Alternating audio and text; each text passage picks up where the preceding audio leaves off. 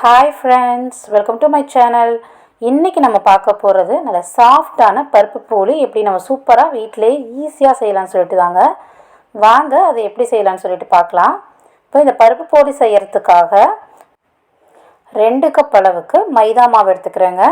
நீங்கள் வேணும்னா மைதா ப்ளஸ் கோதுமை மாவு கூட எடுத்துக்கலாம். நான் இங்கே மைதா மாவு தான் எடுத்திருக்கேன். கூடவே 1/2 ஸ்பூன் அளவுக்கு உப்பு, 1/2 ஸ்பூன் அளவுக்கு மஞ்சள் பொடி கூட சேர்த்துட்டு இதை நல்லா கைகளால் இந்த மாவு எல்லாத்தையும் ஒன்றா கலந்து விடலாங்க. இப்போ தண்ணி எதுவுமே தெளிக்கலைங்க. மைதா, உப்பு, மஞ்சள் பொடி அது மட்டும் தான் போட்டிருக்கேன். இப்போ இது கூட 2 ஸ்பூன் அளவுக்கு கடலெண்ணெய் சேர்த்துக்கிறேங்க. அப்படி இல்லைன்னா நீங்கள் சன்ஃப்ளவர் ஆயில் கூட சேர்த்துக்கலாம். சேர்த்துட்டு நல்லா மிக்ஸ் பண்ணுங்கள். அதுக்கப்புறமா கொஞ்சம் கொஞ்சமாக தண்ணி தெளித்து நீங்கள் மாவை பிசைய ஆரம்பிக்கணும். தண்ணி அதிகமாக சேர்த்துடக்கூடாது, ரொம்ப டைட்டாகவும் மாவு இருக்கக்கூடாது. சப்பாத்தி மாவை விட கொஞ்சம் லூஸாக பிசைஞ்சு எடுக்கணுங்க. பாருங்கள், தண்ணி சேர்த்துட்டு நான் பிசைய ஆரம்பிக்கிறேன். நம்ம மஞ்சப்பொடி சேர்த்துருக்கிறனால அவ்வளோ அழகாக கலர்ஃபுல்லாக நம்மளுக்கு போலி கிடைக்கும். கடையில் சாப்பிட்ற மாதிரியே இந்த மாதிரி கொஞ்சம் கொஞ்சமாக தண்ணி சேர்த்துட்டு இதை பிசைஞ்சு எடுங்க. நல்லா சாஃப்ட் ஆக வரைக்கும் நீங்கள் இதை பிசையணும். மாவு பிசையும் போது கூட இந்த மாதிரி கொஞ்சம் போல் திரும்பவும் ஆயில் சேர்த்துட்டு திரும்பவும் பிசைஞ்சு எடுங்க. ரொம்ப சாஃப்டாக இலக்கமாக உங்களுக்கு மாவு கிடைக்கும். மாவு நல்லா சாஃப்ட் ஆகிற வரைக்கும் நீங்கள் இந்த மாதிரி கைகளால் பிசைஞ்சிட்டு திரும்பவும் மேலே கொஞ்சம் ஆயில் அப்ளை பண்ணி பூசிட்டு அதை ஒரு 3-4 மணி நேரம் போல் அப்படியே ஊற வச்சிடலாம்.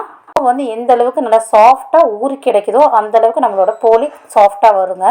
ஸோ இதை அப்படியே க்ளோஸ் பண்ணி நம்ம ஒரு 3-4 மணி நேரம் ஊற வச்சிடலாம்.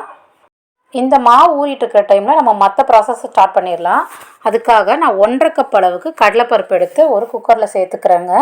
இது கூட 3 கப் அளவுக்கு தண்ணி சேர்த்துட்டு நான் வேக வைக்க போகிறேன். 1.5 கப் அளவுக்கு கடலைப்பருப்பை சேர்த்து அதை கொஞ்சம் தண்ணி சேர்த்து நல்லா கழுவிட்டு அதுக்கப்புறமா 3 கப் தண்ணி சேர்த்துட்டு நான் 3 விசில்லேருந்து 4 விசில் வரைக்கும் விட்டு எடுக்க போகிறேங்க. அப்போ தான் உங்களுக்கு நல்லா மாவு நல்லா கெட்டியாக நல்லா போலி செய்கிற அளவுக்கு பக்குவத்தில் இருக்கும். 5-6 விசில்னு விட்டிங்க ரொம்ப குழகுழப்பாயிரும் நம்மளோட கடலைப்பருப்பு மாவு. அதனால் கொஞ்சம் 4 விசில் வரைக்கும் விட்டுக்கோங்க, அதுக்கு மேலே தேவைப்படாது. ஸோ இப்போ இதை மூடி நம்ம வேக விட்டு பருப்பு எடுத்துடலாம். நம்ம பிசைஞ்சு வச்ச மைதா மாவு பாருங்கள் நல்லா ஊறிட்டுருக்கு. இதை திரும்பவும் எடுத்து ஒரு வாட்டி பிசைஞ்சிட்டு அதுக்கப்புறமா நம்ம போலி செய்ய ஸ்டார்ட் பண்ணலாம். நல்லா அழுத்தி அழுத்தி பிசைங்க, நல்லா சாஃப்டாக உங்களுக்கு மாவு இருக்கும். ஸோ இந்த மாதிரி அழுத்தம் கொடுத்து பிசையும் போது எடுத்து இந்த மாதிரி தட்டி தட்டி பிசைஞ்சிங்கன்னா உங்களுக்கு ஈஸியாக சாஃப்ட்னஸ் கிடச்சிரும். மாவு ரொம்ப கை வலிக்கு அழுத்தணும்னு தேவைப்படாது. பாருங்கள், சாஃப்ட் ஆயிடுச்சு மாவு. இதை நம்ம வச்சுட்டு அடுத்ததாக நம்ம போலி செய்ய ஸ்டார்ட் பண்ணிடலாம். நம்ம வேக வச்ச கடலைப்பருப்பு விசில் அடங்கி வெந்து ரெடியாக இருக்குங்க. ஸோ இதில் கொஞ்சம் போல் தண்ணி இருக்கு இல்லையா, அந்த தண்ணியை வடிச்சிட்டு அதுக்கப்புறமா தான் நம்ம மாவை அரைக்க போகிறோம். ஸோ அதனால் அந்த தண்ணியை கம்ப்ளீட்டாக வடித்து எடுத்து வச்சிடலாம். அப்போ தான் மாவு நம்மளுக்கு நல்லா திக்காக கிடைக்கும். பாருங்கள், இது நல்லா வடித்து எடுத்து வச்சுட்டேன். இப்போ இது கூட நான் வெல்லம் சேர்த்து அரைக்க போகிறேன். 2 கப் அளவுக்கு வெல்லமும் 1/2 கப் தேங்காய், ஒரு 5-6 ஏலக்காய் சேர்த்துக்கிறேங்க.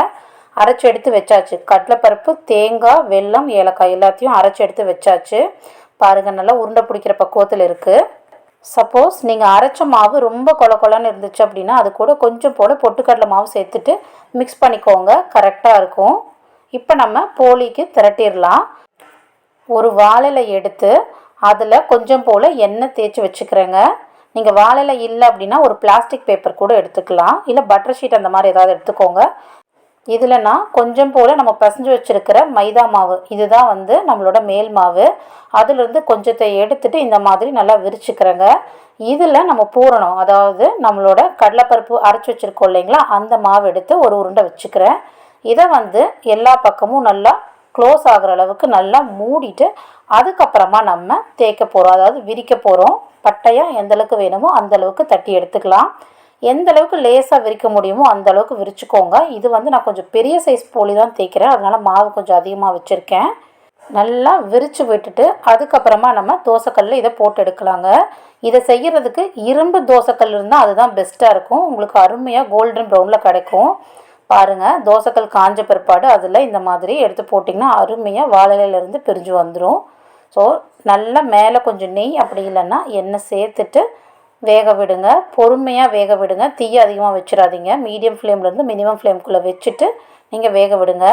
அருமையாக அங்கங்கே கோல்டன் ஸ்பாட்டோட நம்மளோட போலி ரெடி ஆகிட்டுருக்கு. 2 சைடும் பொறுமையாக வேக விடுங்க. அதுக்கப்புறமா நம்ம எடுத்துடலாம்.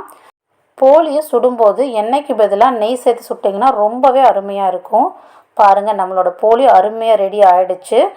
தோசைக்கல்லிருந்து எடுத்து கொஞ்சம் நேரத்தில் நல்ல வெது வெதுப்பான சூட்டோடு இருக்கும்போது சாப்பிட்டு பாருங்களேன், அவ்வளோ அருமையாக இருக்குங்க நம்மளோட போலி. கண்டிப்பாக இந்த ரெசிபி உங்களுக்கு எல்லாருக்குமே பிடிக்கும்னு நினைக்கிறேன். உங்கள் வீட்டில் செஞ்சு பார்த்துட்டு எப்படி இருக்குன்னு எங்களுக்கு மறக்காமல் கமெண்ட் பண்ணுங்கள். வீடியோ பிடிச்சிருந்தா உங்கள் ஃப்ரெண்ட்ஸ் அண்ட் ஃபேமிலி கூட வீடியோவை ஷேர் பண்ணிக்கோங்க. இதே மாதிரி நிறையா ரெசிபிஸ் நம்ம சேனலில் இருக்குது, போய் அதையும் மறக்காமல் பாருங்கள். நம்ம சேனலை சப்ஸ்கிரைப் பண்ண மறந்துடாதீங்க. தேங்க்யூ ஃபார் வாட்சிங்.